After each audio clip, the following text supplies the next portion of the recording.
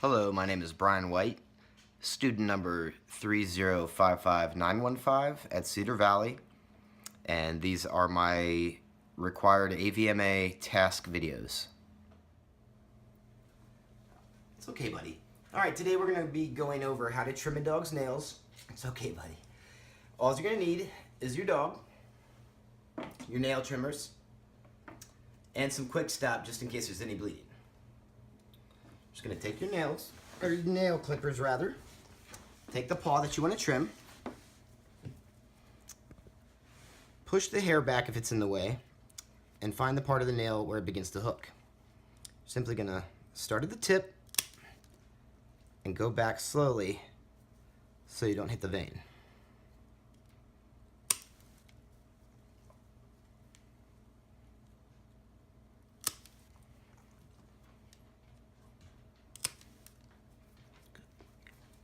You also have the option of using a nail file to smooth them out. That's totally up to you. And that's how you trim a dog's nails. Go. Alright, today we're going to be going over how to trim a cat's nails. I'm going to be using the aid of a blanket to help hold him still, just to minimize stress. Hold on, Bernard. It's okay, Bubba. Exposing the front two claws that I'm planning on working on. I'm just going to take the paw, push the hair back if you need to, and expose the nails. You want to have your clippers available and also some quick stop in case you hit the vein and cause some bleeding.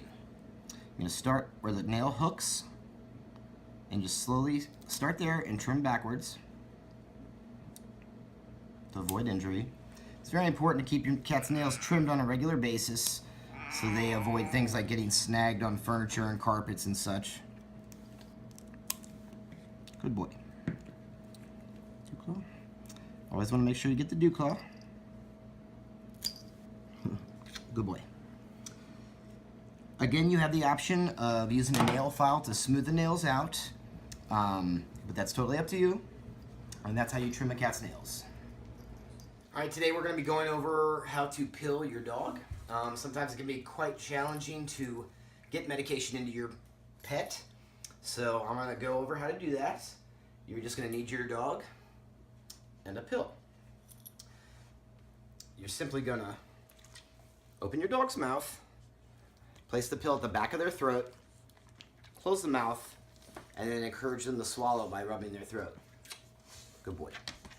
There are alternative methods that you can try if that is too difficult, such as hiding the pill in a treat that your dog enjoys. But I prefer to do it this way so they don't eat the treat and then spit the pill out. And that's how you pill your dog. Good boy, Turtle. Today we're going to be demonstrating how to administer an oral medication to your cat. It can prove to be quite challenging.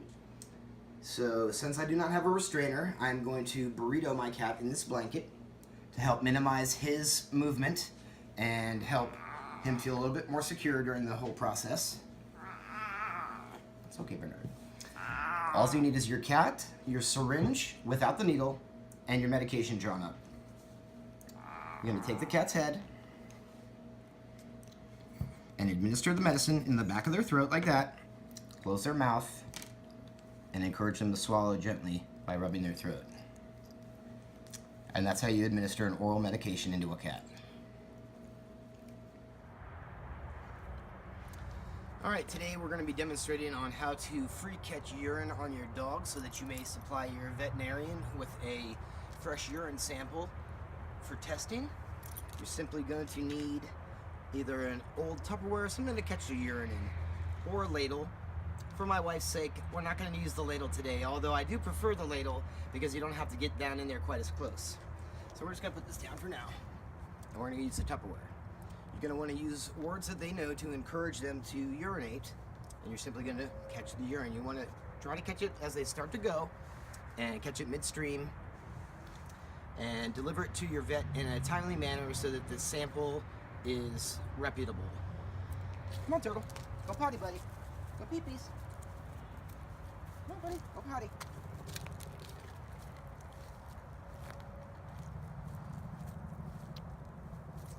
And that's how you free catch urine on your patient.